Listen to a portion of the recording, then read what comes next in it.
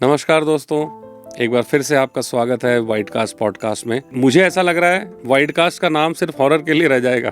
कभी कभी ऐसा लगता है, क्योंकि बैक टू बैक सिर्फ हॉरर हॉरर हॉरर पैरानॉर्मल ये इंसिडेंसेस, ये घटनाएं कवर करते करते आप लोगों का भी इंटरेस्ट सिर्फ इसी में आ गया है। तो मेन फोकस हमारा सारा शिफ्ट होके सिर्फ हॉरर और इन एक्सपीरियंसेस के ऊपर हो गया। लास्ट वाला हमारा जो एपिसोड था वो 100वां एपिसोड था, 100th एपिसोड था, जिसको आप सब ने बहुत अप्रिशिएट किया। और उसमें साथ में गाना भी हमारा था। उस गाने को हालांकि हम लोगों ने AI से यूज़ करके थोड़ा बहुत बनाया था, तो कुछ कमेंट्स ऐसे आए थे कि भी AI का यूज़ नहीं करना चाहिए आपको।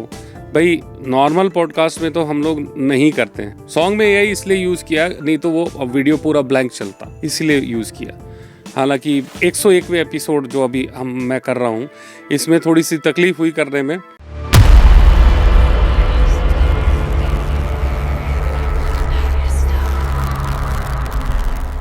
वो इसलिए रही कि मेरी अपनी व्यस्तताएं थी, कहानियाँ थी मेरे पास, लेकिन इसके फॉर्म में नहीं थी, ऑडियो नोट्स के फॉर्म में नहीं थी और टेक्स्ट के फॉर्म में थी।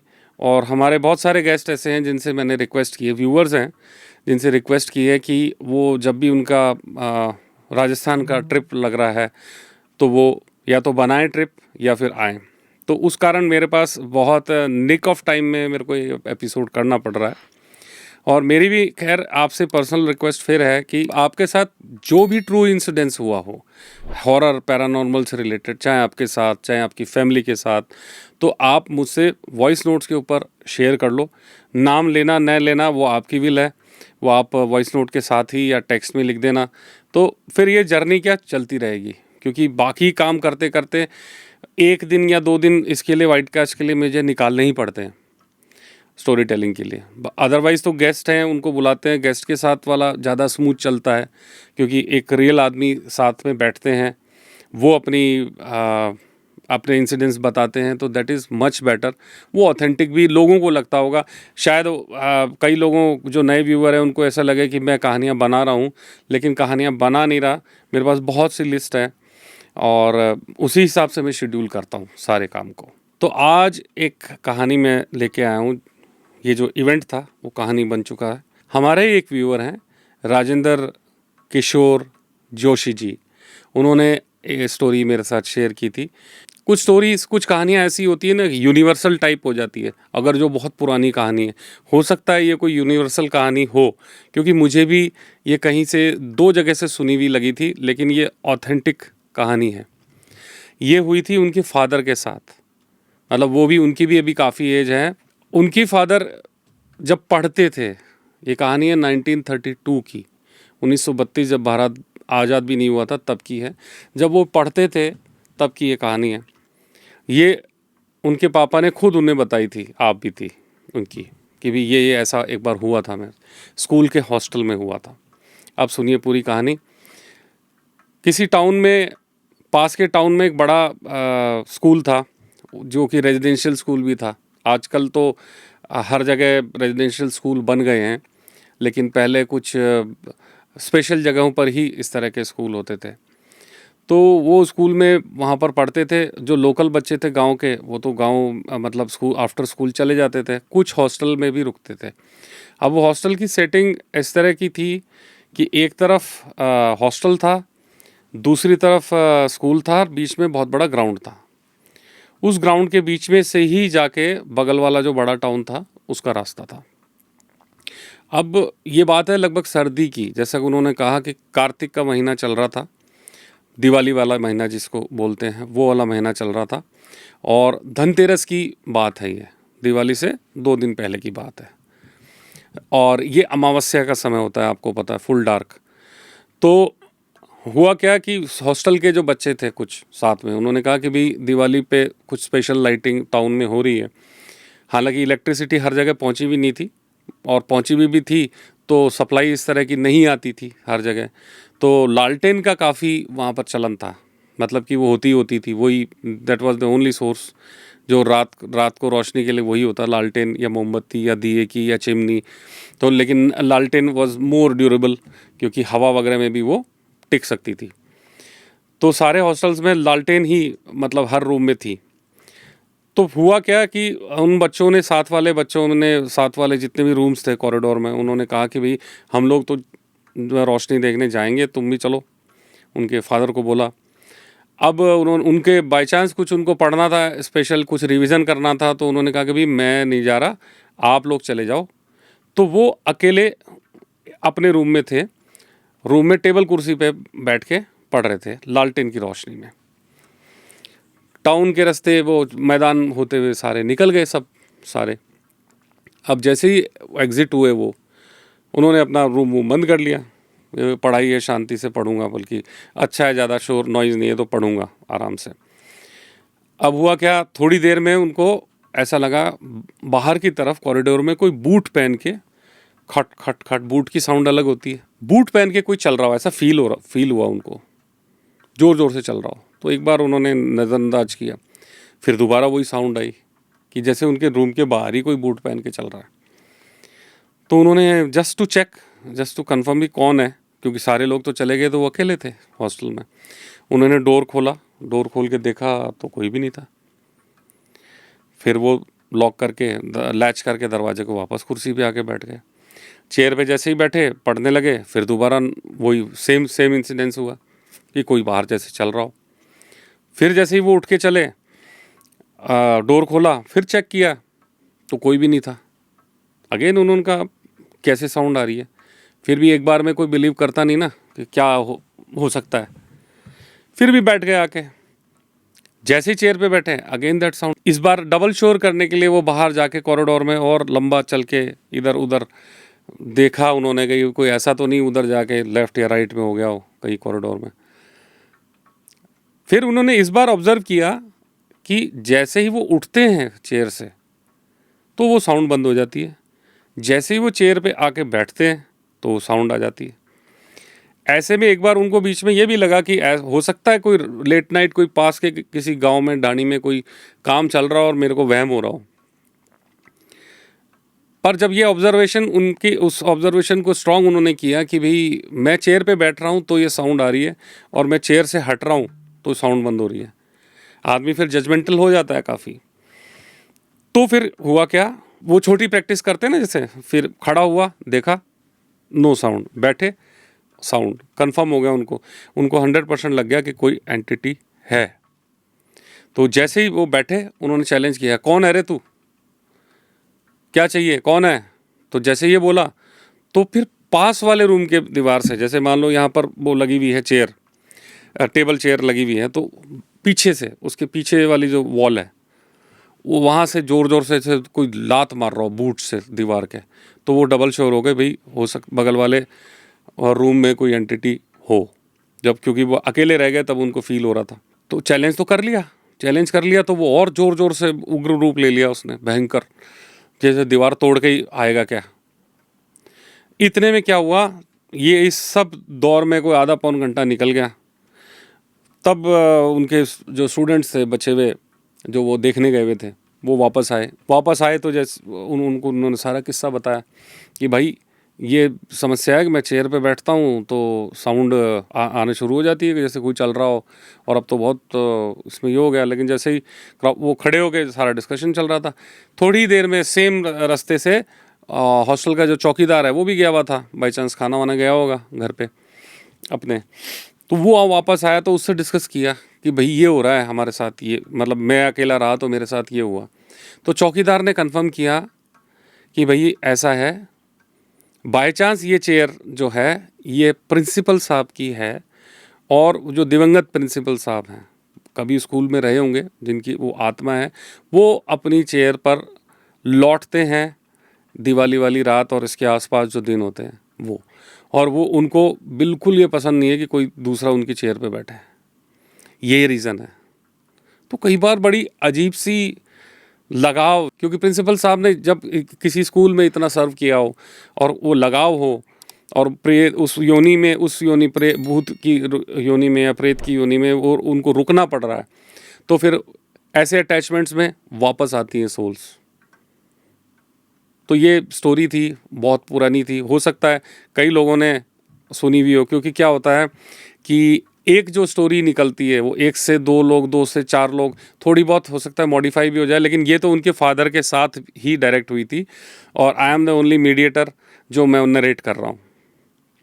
अब जो दूसरी कहानी है वो हमारे एक और व्यूवर हैं दिल्ली से, वीरेंद्र शर्मा जी, उनके साथ हुई हुई कहानी है। बड़ी अलग अलग और इंटरेस्टिंग स्टोरीज़ हैं 4-5 जो शेयर की मेरे साथ, और मैंने उनसे रिक्वेस्ट की है क्योंकि दिल्ली ज़्यादा दूर नहीं है, राजस्थान है और आसपास के 400-500 किलोमीटर के दायरे में जो लोग या व्यूवर्स रहते हैं जिनके साथ ये रियल इंसिडेंस हुआ है, तो मैं रिक्वेस्ट कर ही लेता हूँ कि इफ़ दे कैन कम और तो खुद नरेट करो तो ज़्यादा एडवांटेज है, आप लोगों के लिए भी ज़्यादा है, मेरे लिए भी ईज़ हो जाती है थोड़ी सी कि वो खुद अपने बयां करते हैं अगर चीज़ें, तो नथिंग लाइक इट। इसीलिए मैंने शुरू में आपसे स्टोरीज़ के लिए भी रिक्वेस्ट की थी कि जब हम मेरे पास गेस्ट अगर कम पड़ जाएं या फिर उनकी टाइमिंग का मिसमैच हो जाए, तो अगर आपके कुछ इंसिडेंसेस आप मेरे को वॉइस नोट्स में शेयर कर सकते हैं तो डेफिनेटली मेरे ये टूटेगी नहीं, धारा प्रभाव होगा। नहीं तो कोई भी एक स्किप सैटरडे हो जाएगा तो आप लोगों को दिक्कत होगी और मुझे भी होगी, दोनों को दिक्कत होगी और अच्छा नहीं लगेगा बिल्कुल मुझे।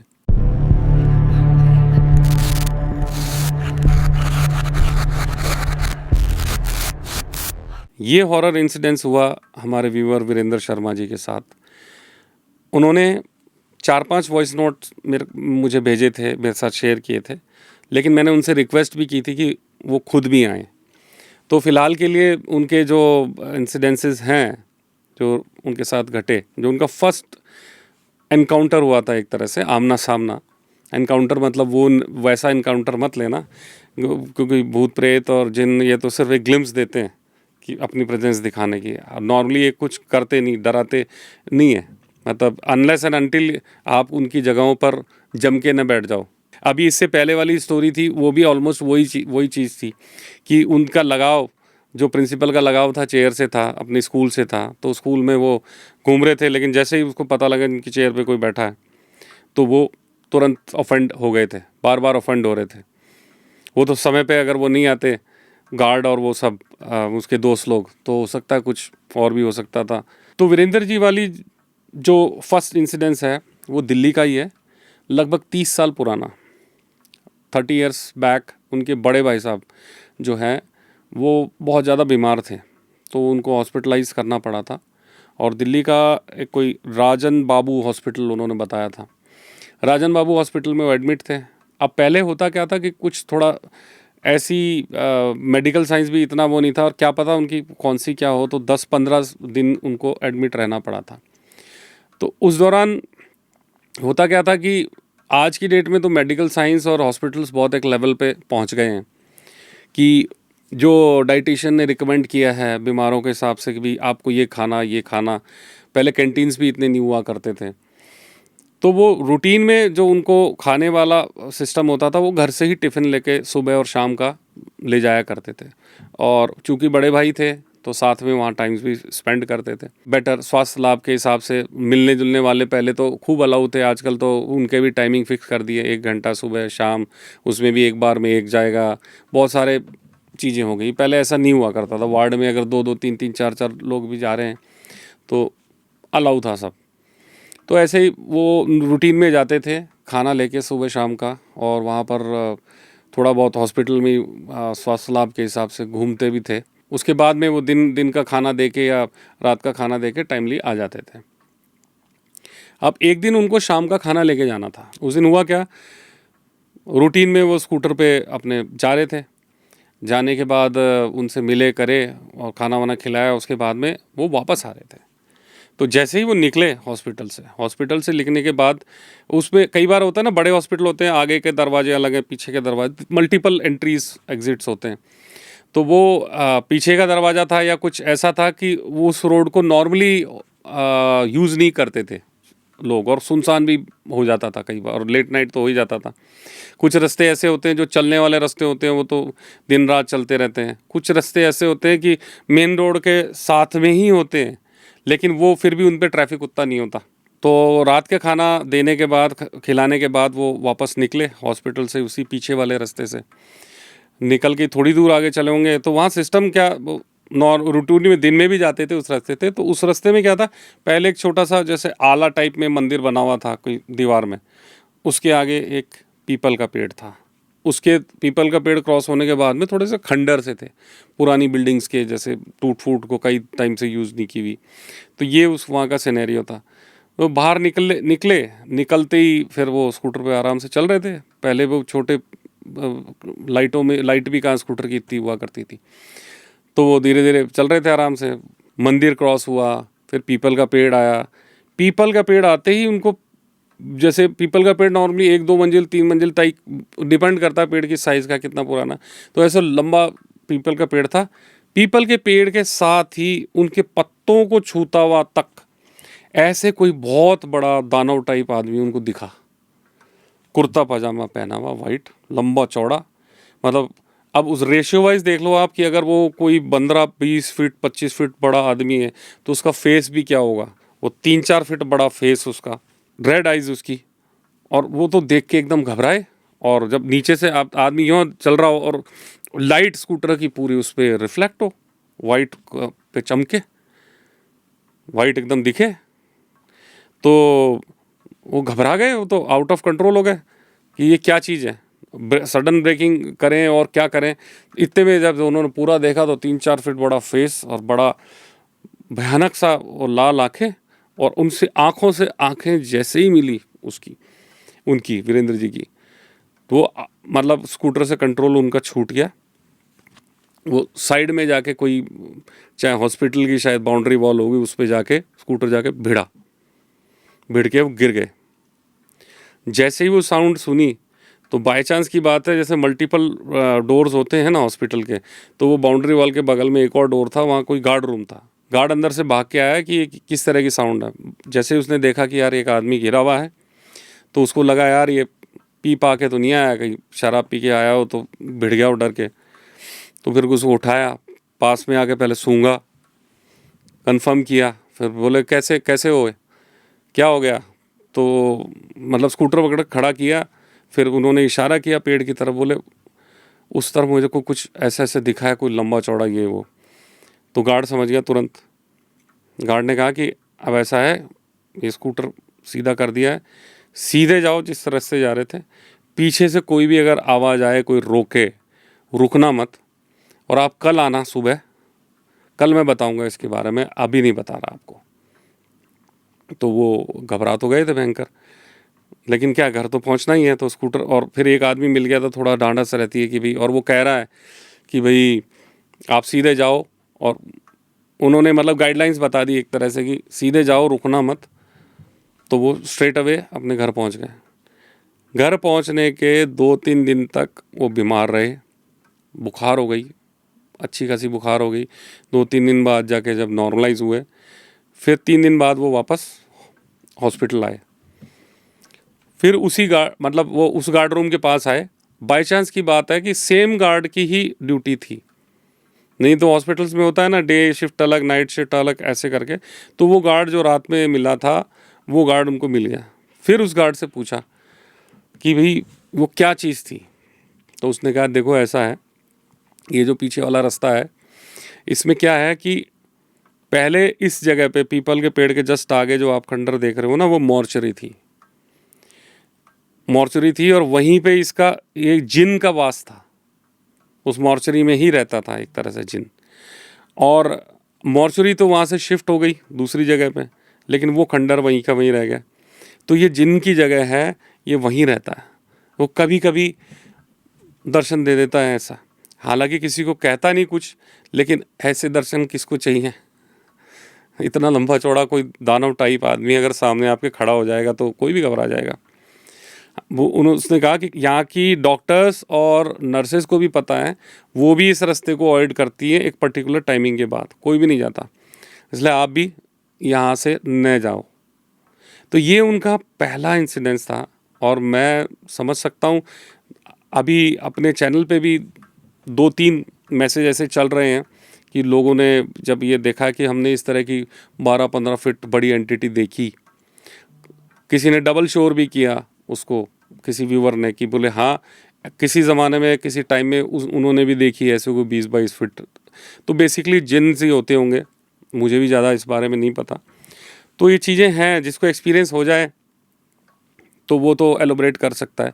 बाकी नेक्स्ट एपिसोड में मैंने कोशिश की है कि वीरेंद्र जी आप आएँ यहाँ पर और वो सामने रूबरू अपनी और किस्से बताएं।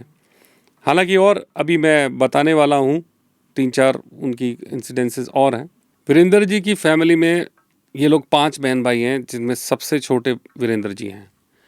तो ये किस्सा उनके बचपन का है। बचपन में जब वो छोटे थे, बाकी सब बहन भाई बड़े थे उनसे, तो एक बार उनके पिताजी को बेहोशी टाइप आ गई, मतलब कोई मेडिकल इमरजेंसी हो गई।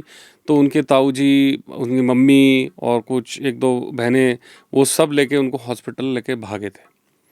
अब हॉस्पिटल में लगभग 6:30 साढ़े 6 के आसपास निकले थे। आधा घंटा हुआ होगा। ठीक 7 बजे घर के दरवाजे पे नॉक हुआ, घंटी बजी और तब उसको देखने दोनों, उनकी बड़ी बहन और वीरेंद्र जी दोनों गए। दरवाज़ा खोला तो देखे सामने पिताजी। अब उनको लगा कि भाई अभी तो बेहोशी की हालत में लेके गए थे सबको, और पिताजी अकेले कैसे आए वापस। और फिर ध्यान से देखा अपने पापा को, तो उनकी आंखों में आंसू थे। पापा ने दोनों, बड़ी बेटी के सर पे हाथ रखा, छोटी उनके वीरेंद्र जी के सर पे हाथ रखा और बोला कि बेटा सब अपने छोटे बहन भाइयों का ध्यान रखना, अपनी माँ का ध्यान रखना। ये बोले और फिर बाहर निकल के गायब हो गए। तो उनको समझ ही नहीं आया क्या हुआ, ये हुआ क्या उनके साथ। तो वो बिल्कुल सूने से होके शॉकिंग उसके अंदर आके बैठ गए।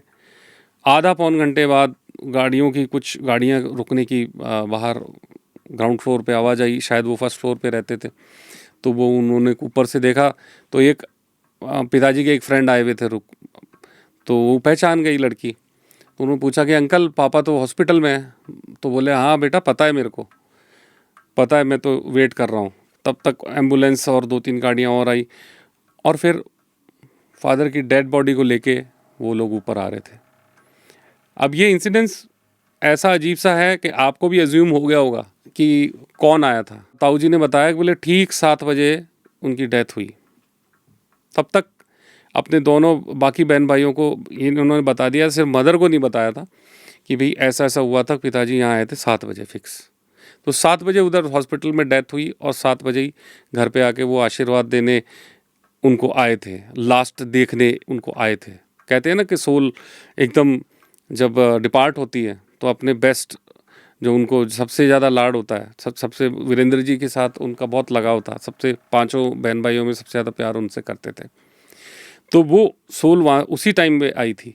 13 दिन के रिचुअल्स के बाद उनकी मदर को बताया था ये वाली इंसिडेंस। तो उनकी मदर और दुखी हो गई थी और फुट फुट के रही और बोली कि भाई उनकी आत्मा तड़प रही थी असल में। वो उनको जाना पड़ा इस धरती को छोड़ के, लेकिन लगाव तो बच्चों में और घर में सब लगा हुआ था, इसलिए तुमसे मिलने आए थे। तो ये कुछ रियल घटनाएं ऐसी होती हैं जो है, होने को तो पैरानॉर्मल ही है, क्योंकि वो अगर वो घर की आत्मा है तो हमें डर नहीं लग रहा। लेकिन उनका जो रियल इनकाउंटर था वो जिन वाला था। जब उनको सबसे पहले वो जिन दिखा था या जो भी एंटिटी थी, वो रियल इनकाउंटर था। इन कंटिन्यूएशन टू दिस, जो अभी आपको सुनाया जब उनके बचपन का किस्सा था, जब पिताजी घर पे आए थे, उसके कुछ साल बाद इनके साथ एक और घटना हुई। मतलब इनकी फैमिली में हुई, ननिहाल में हुई बेसिकली, जिसके साक्षी बने भी उस दौरान।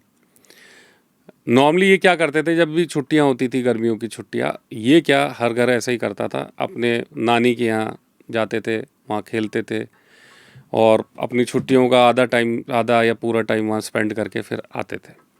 तो सेम वेज ये बच्चे भी, वीरेंद्र जी और वो सब, इनका ननिहाल था रेवाड़ी में। तो रेवाड़ी में ये लोग आ जाते थे और रेवाड़ी में मामा जी के घर के बिल्कुल बगल में एक और घर था। उसमें एक घटना हो गई थी कि कोई प्रेग्नेंट वुमेन थी और उसकी ड्यूरिंग प्रेगनेंसी डेथ हो गई थी। अब वो अनसेटिस्फाइड सोल लोगों को दिखती थी, मतलब गलियों में दिखती थी या, और वो परेशान बहुत करती थी। मतलब जिसको भी आमने सामने दिख गई, क्योंकि वो खुद ऐसे दौर में उसकी डेथ हुई थी एंटिटी की, उस विमेन की, तो वो परेशान बहुत करती थी। तो हुआ क्या, एक दिन मामी जी उनकी गई थी किसी पड़ोस में, कोई गीत वीत, शादी ब्याह में गीत गाने जैसे जाते हैं, तो उस तरह का कोई वो ये इवेंट चल रहा था। वहाँ से गीत वीत गाने के बाद में वो लड्डू लेके आई। नॉर्मली मिठाइयाँ बंटती हैं उसके बाद में, तो लड्डू लेके आई। तो वो फर्स्ट फ्लोर पे अपने घर के, उनके फर्स्ट फ्लोर पे किचन है, तो फर्स्ट फ्लोर पे रखने गई। और किचन में आपको मालूम है तो दो तरह के नॉर्मली दरवाजे होते थे पुराने घरों में, एक मेन दरवाज़ा और दूसरा जाली वाला। तो ऐसा ही कुछ वो था। तो जब किचन में अंदर वो लड्डू रख के जाली वाला दरवाज़ा उन्होंने बंद किया, तो देखा कि छत की तरफ से कोई सफ़ेद कलर की आकृति में खड़ी है कोई एंटिटी। मामी जी ने ध्यान से देखा वाइट उसमें शैडो में कौन खड़ी है, तो पता लगा कि वो वही लेडी थी जिसकी डेथ हुई थी। अब नॉर्मली वो चूँकि पहले से ही चर्चा में थी कि भी रात के टाइम लोगों को ही परेशान करती है, क्योंकि वो बड़े ही गलत टाइम पे और गलत सिस्टम से उसकी डेथ हुई थी बेचारी की, इसलिए वो अनसेटिस्फाइड सोल घूमती थी। जैसे ही उन्होंने देखा कि वो लेडी है, उस लेडी की एंटिटी ने कहा कि मामी जी वो मिठाई मुझे दो, मुझे मिठाई खानी है। मामी जी को लगा कि मैं ज़्यादा इंटरेक्शन में नहीं आती इससे, क्योंकि आदमी डरता है ना नॉर्मली। और लेकिन उन्होंने ये बात सुन रखी थी कि अगर गाली गलौज करो, उनको डांट डपटो तो भाग भी जाती है। तो उन्होंने वही किया, बहुत बुरी बुरी गालियाँ दी। गालियाँ दे के वो सीढ़ी से उतरने लगी। हुआ क्या, उस एंटिटी ने, उस आत्मा ने कूद के सीढ़ी के बीच में आई और मामी जी का हाथ ज़ोर से पकड़ लिया, ज़ोर से पकड़ लिया, और गुस्से में वो धक्का दिया मामी जी को, वो गिरी और ऊपर जाके वापस एक हाथ से ताला तोड़ा, जो ताला लगा के आई थी वो उस जाली वाले दरवाजे में, और लड्डू लेके गायब हो गई। अगले दिन ये बात जब बताई, जब चेक हुआ तो उनके हाथ में नील थी। तो कुल मिला के इस बात से ये सीख ली जा सकती है कि एंटिटी जो हमारे बीच में ही थी, कभी कोई सोल, और कभी ऐसा इंटरेक्शन हो जाए जो आमना सामने हो जाए, कोई आपसे कोई चीज़ मांग रही है, तो आप, अगर मैं सही हूँ, अगर हो सकता है मैं गलत भी हूँ मेरी बात में, लेकिन मेरा मानना ऐसा है, हम ऐसी प्रैक्टिस में भी रखते हैं कि नॉर्मली घर में भी अगर कोई मीठा हम वैसे भी ला रहे हैं बिना किसी के मांगे, चाहे दिन में चाहे रात में, एक छोटा टुकड़ा हम बाहर उनके नाम का निकाल के रख के तब उसके बाद में घर घुसें, तो ये सिचुएशंस भी अवॉइड हो जाती हैं। ऐसा मानना है, ऐसा करते भी, प्रैक्टिस में भी है, बहुत सारे घरों में प्रैक्टिस में है। वीरेंद्र जी के ही और ऐसे एक्सपीरियंसेस में से एक और बड़ा अजीब सा एक्सपीरियंस था उनके बचपन का ही। अब वो 9th क्लास में आ चुके थे। 9th क्लास में उन्होंने इंग्लिश की ट्यूशन ज्वाइन की, और पहले तो सब साइकिलों से ही चलते थे, बहुत ज़्यादा चलते थे। मैं भी 2nd ईयर तक मैंने भी बहुत साइकिल चलाई है। तो साइकिल से ही वो ट्यूशन जाते थे। 5-6 किलोमीटर लगभग दूर था उनका। रूटीन में जब वो साइकिल से जाते आते थे, तो एक दिन ट्यूशन के टाइमिंग में उनकी साइकिल की टायर पंचर मिला घर पे। तो उन्होंने कहा चलो आज बस से चलते हैं। तो मम्मी से कुछ पैसे लिए, आने और जाने के पैसे, लिमिटेड पैसे हुआ करते थे, तो आने जाने के पैसे लिए और बस से पहुँचे। ट्यूशन पढ़ने के बाद जब वो वापस उनका आने का था, तो उनको लगा कि टाइम भी ज़्यादा नहीं हुआ है, मतलब 5-6 बजे के आसपास होगा, अंधेरा पूरा होने थे। बोले पैदल पैदल ही चलते हैं, रास्ते में जो पैसे बचे हुए होंगे उसके कुछ चने चबाता हुआ जाऊँगा। पहले तो यही होता था, बच्चे तो पैसे सेव करके ऐसे ही कुछ खाने पीने की चीज़ें खाते थे। तो उनका ठीक है। तो लाइन के साथ साथ वो चलने लगे, रेलवे लाइन के साथ साथ। वो सिनेरियो कुछ ऐसा है कि रेलवे जहाँ पर ट्यूशन का वाला उनका सर का घर था, उसके पास ही रेलवे लाइन थी, और रेलवे लाइन से उनको ध्यान था कि शादरा में वहीं रेलवे लाइन के पास वो शादरा तक उतरती थी। तो रेलवे लाइन के साथ साथ जा रहे थे, खाते हुए आराम से। तब तक धीरे धीरे अंधेरा और होने लग रहा था। मतलब 5-6 बजे ट्यूशन से छूटे होंगे, गर्मियों के टाइम 7 साढ़े 7 बज जाते हैं फुल अंधेरा होने में। तो खाते खाते उनको लगा कि लाइन के बीच में कोई रोशनी सी चमक रही थी। तो वो बड़े क्यूरियस हो गए कि ट्रेन तो कोई आ नहीं रही, वो जैसे साइड में चल रहे होंगे तो बीच में रोशनी सी दिख रही थी। तो वो चलते गए, जैसे ही नज़दीक पहुँचे उसके, तो उन्होंने देखा और शॉक्ड रह गए। वहाँ पे एक आदमी की लाश थी, और पेट में या छाती में उनके वो खंजर पूरा बड़ा वाला इतना बड़ा चाकू लगा हुआ था, वो शायद चमक रहा होगा। तो जैसे ही पास तो शौक में आ ही जाएगा बच्चा, 9th 10th में पढ़ने वाला बच्चा शौक में आ जाएगा, ये क्या देख लिया। इतने में वो आधा सा उठा, आदमी या सोल आधी सी उठी और उसको बोला, तू तू यहाँ क्या कर रहा है, भाग जा यहाँ से, मेरे को तो मार ही दिया, ये लोग तुझे भी मार देंगे। इतना कह के वो वापस लेट गई सोल। मतलब वीरेंद्र जी इतनी तेज़ भागे, बहुत स्पीड से लाइन के साथ साथ साथ साथ साथ साथ भागने लगे, और आगे वो रेलवे लाइन की क्रॉसिंग होती है ना, वहाँ पर एक कैबिन बना हुआ था। तो जैसे ही वो कैबिन में घुसे तो एक सरदार जी लाइनमैन थे, उनको बताई सारी बात कि अंकल वहाँ पर लाइन पे है ना कोई मरा हुआ पड़ा है। तो सरदार जी ने कहा कि अरे कोई जानवर वगैरह कट गया होगा, अभी दूसरी लाइन पे एक दूसरी ट्रेन आने वाली है, वो क्रॉस हो जाए उसके बाद में जाके देख आऊँगा। तो जैसे ही वो ट्रेन गई, वो बोले कि चल ठीक है, हम जाके देख के आते हैं, 1-2 लोग, तू यहीं बैठ। तो ऐसे करके वो अपनी टॉर्च वॉर्च लेके गए, तब तक अंधेरा हो चुका था पूरा।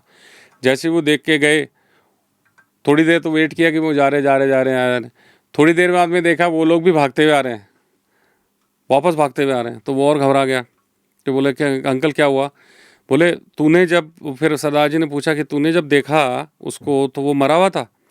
बोले हाँ अंकल मरा हुआ था, शुरू से ही मरा हुआ था, क्योंकि अभी भी उन्होंने वापस देखा कि मरा हुआ था, कोई किसी ने मर्डर किया था उसका। तो फिर समझाया उन्होंने कि देख बेटा, तू स्कूल गोइंग बंदा है, हम अभी पुलिस को बुलाएंगे, और पुलिस सबसे पहले ये पूछती है कि भी सबसे पहले किसने देखा, फिर आएगा तेरा नाम, तो तू तो चला जा घर, हम बोल देंगे हमारा नाम लेके कि भी हमने देखा था।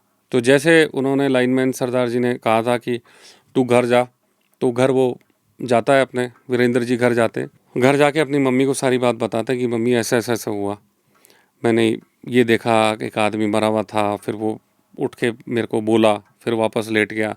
तो माँ ने कहा कि बेटा उसका तो किसी ने मर्डर किया था, लेकिन वो कोई पुण्य आत्मा थी, जब उसको पता लगा कि तू पास से गुजर रहा है, तू देख रहा है, तो उन्होंने तेरे को वहाँ से दूर करने के लिए उस आत्मा ने उठ के तेरे को बोला कि भाई तू यहाँ से सिचुएशन से भाग।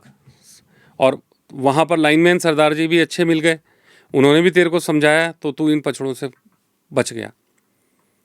तो होता क्या है, एक जनरलाइज वे में बात कर रहा हूँ, अगर आपके मन में कोई ऐसे कुविचार बुरे विचार नहीं है, तो सोल्स और एंटिटीज़ भी जानती हैं, और वो जब यहाँ से पास आउट हो जाती हैं, हो सकता है मैं किसी जिंदा आदमी से मिलूं या बात करूं तो मैं मन की बात उनकी न जान पाऊं, लेकिन एक सोल को पता होता है कि क्या गलत हो रहा है, और वो गलत नहीं होने देती है।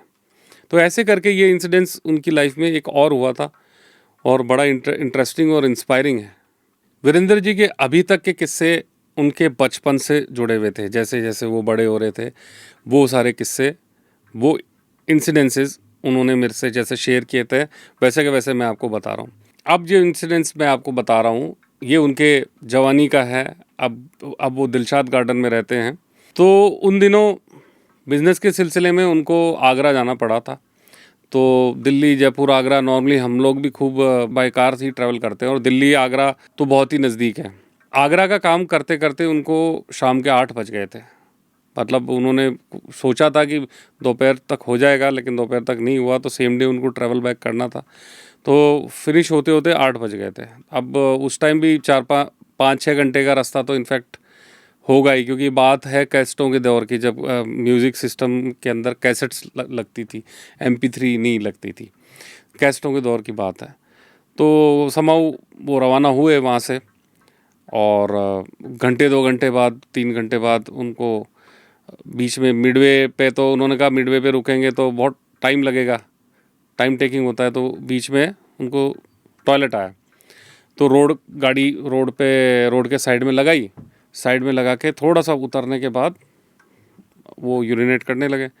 बाद में रियलाइज़ हुआ, जब उन्होंने नीचे देखा तो उनको कुछ वाइट चीज़ दिखी, क्योंकि ऐसा होता है ना कई बार, जैसे रोड के साथ में नीचे की तरफ ऐसे ज़्यादा गड्ढा होता है, तो रोड के एज पे आप खड़े हुए होके अगर कर रहे हो यूरिनेट, तो नीचे क्या है वो नहीं दिखता था। तो रियलाइज़ हुआ कि एग्जैक्टली उसके नीचे कोई वाइट कलर की कब्र थी, उसके ऊपर वो यूरिनेट करने लग गए थे। तो उनको एकदम डर बैठ गया अंदर कि यार ये मेरे हाथ से क्या हो गया। फटाफट उन्होंने गाड़ी में से पानी की बोतल ली, अपने हाथ वाथ धोए और एक तरह से माफ़ी मांगी कि भी मेरे से गलती हो गई है, मेरा कोई ऐसा इंटेंशन नहीं था। और ऐसे करके माफ़ी वाफ़ी अपने मन में मांग के उसको बोल के कब्र को, और वो गाड़ी में बैठ के रवाना हुए वापस बचे हुए रास्ते के लिए। बचे हुए रास्ते में थोड़ी देर आगे चलने के बाद उनको मतलब आंखें भारी होने लगी। अब नॉर्मली होता क्या है कि जो अच्छे ड्राइवर्स होते हैं लंबे, तो जिनको नींद नहीं आती तो नहीं आती, ड्राइव करते हैं तो ड्राइव करते हैं।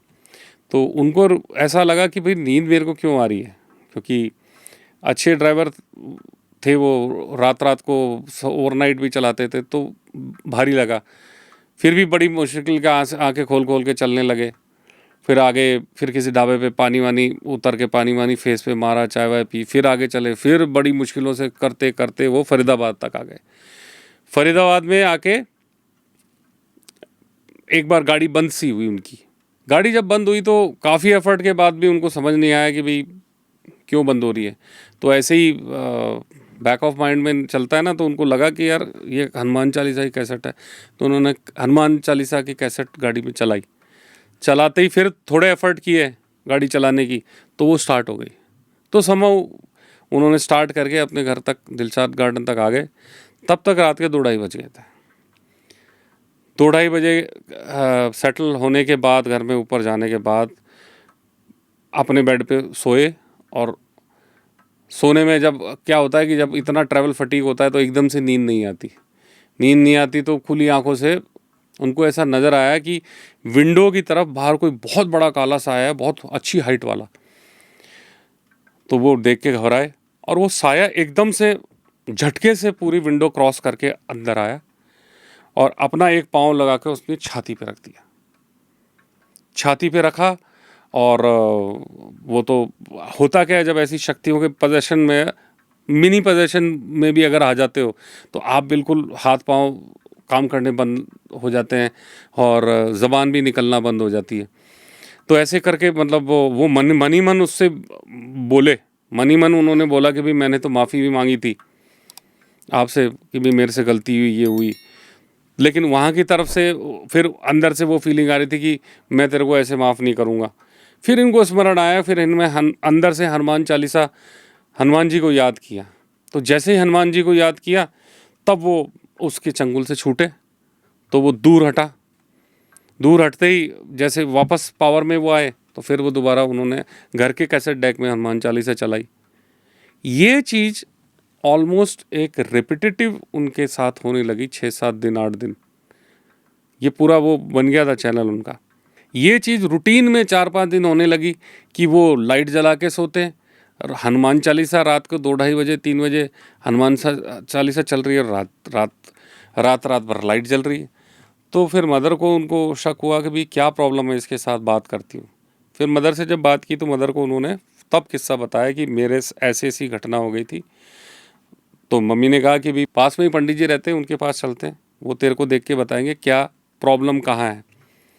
तो जैसे ही पंडित जी के पास गए, जो नोन होते हैं, जो करने वाले होते हैं, हर पंडित नहीं कर पाते, जो नोन होते हैं वो लगभग ये इनफैक्ट मैं अपनी बात को अधूरा रख के पहले ये भी बोल रहा हूँ कि हमें पता करके रखना चाहिए, हर एक आदमी को पता रखना चाहिए। ये थोड़ी वेयर अबाउट पता होनी चाहिए कि कौन आदमी क्या है, इस तरह का कौन उतारा कर सकता है, कोई जादू टोने को जो देख सकता है, कोई वैलिड तांत्रिक या वैलिड ऐसा करने वाला, वो आपको पता होना चाहिए, क्योंकि कभी भी किसी की भी मदद भी करनी पड़ सकती है। तो ये पता होना चाहिए। तो मदर उन पंडित जी को लेके गए, तो पंडित जी ने थोड़ा ध्यान वान लगा के फिर पता किया और बोला कि भाई ये एक बड़े एक पिशाच या जिन टाइप का कोई साया है जो इसके साथ हो लिया है, क्योंकि वो इसको माफ़ नहीं कर रहा है। तो बोले अब आपको करना क्या है कि लगातार 15 मंगलवार या 7 मंगलवार ऐसे हनुमान जी के मंदिर में जाना है और उनसे याचना लगानी है, अर्जी वहाँ लगानी है कुल मिला के। और 3 काले धागे दिए, बाजू पे बांधने का, हाथ पे बांधने का, गले में बांधने का।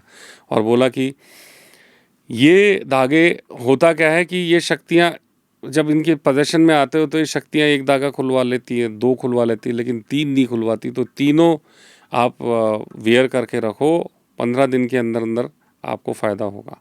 और वही हुआ, उन्होंने तरीके से फॉलो किया उस चीज़ को, और पूरे साधना में वो रहे। साधना इन द सेंस उनकी पूजा अर्चना में हनुमान जी की उसमें रहे, और उनको लिटरली 15 दिन के बाद जाके उनका पिंड छूटा उससे।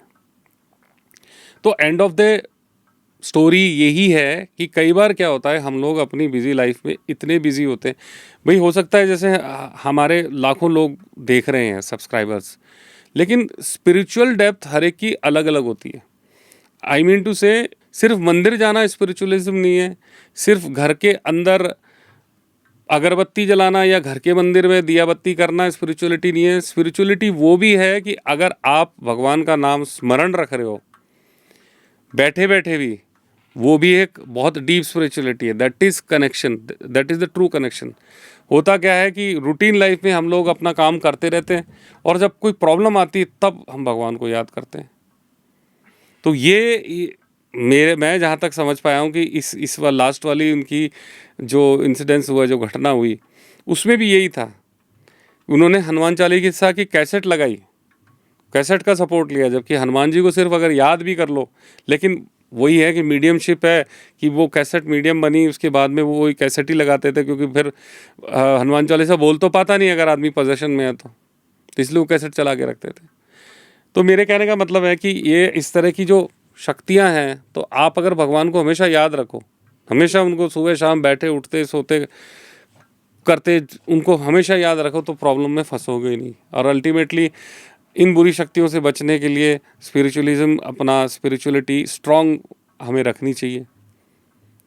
तो आई थिंक ये छोटे छोटे उनके जो किस्से उन्होंने शेयर किए थे, ठीक ठाक से नरेट कर दिए हैं मैंने, उन्हें भी ठीक लगेंगे। और अगर हमारा टाइमिंग मैच हो पाया तो हो सकता है इस पॉडकास्ट के नेक्स्ट पॉडकास्ट पे आप वीरेंद्र जी को खुद ही देखें। और मेरी फिर से एक बार रिक्वेस्ट है आप सभी लोगों से कि अपने रियल इंसिडेंसेस जो आपके हुए हैं वो हम मुझसे शेयर कीजिए, सो दैट कंटेंट की कोई कमी नहीं रहे। और सब्सक्राइब करें। रियल इंसिडेंसेस मुझे मिलते रहेंगे तो मेरे को फोर्सफुली आपके लिए ये करना पड़ेगा। चॉइस तो मेरी है ही नहीं, चॉइस तो ऊपर वाले की है, वो ये काम करवा रहा है। फोर्सफुली मुझे करना ही पड़ेगा, क्योंकि आपकी भी लाइकिंग है कि ये ऐसे इंसिडेंसेस हम रिकॉर्ड करते रहे, रियल घटनाएं हैं, उनको सही फॉर्म में सही से एलोबरेट करके बोल पाए। मैं चाहता हूँ कि सब्सक्रिप्शन जो नए लोग आ रहे हैं, जो नए लोग जुड़ रहे हैं, वो प्लीज़ सब्सक्राइब भी करें। और आपके साथ भी कोई ऐसी घटना हुई है, आपकी फैमिली में हुई है, या आपकी नानी दादी दादा ने कभी आपको कुछ सुनाई है, तो पुरानी कहानियाँ जो हैं वो इतिहास में दफन न हो, हम उसको डिजिटलाइज करके इस फॉर्म में उसको वापस ज़िंदा रखें। मतलब एंड में मैं वही बोलना चाहूँगा, यूनिवर्स से ली हुई चीज़ यूनिवर्स को वापस दो। यूनिवर्स में हुई भी घटना यूनिवर्स को कह दो वापस, तो मन हल्का हो जाता है। Thank you so much for watching.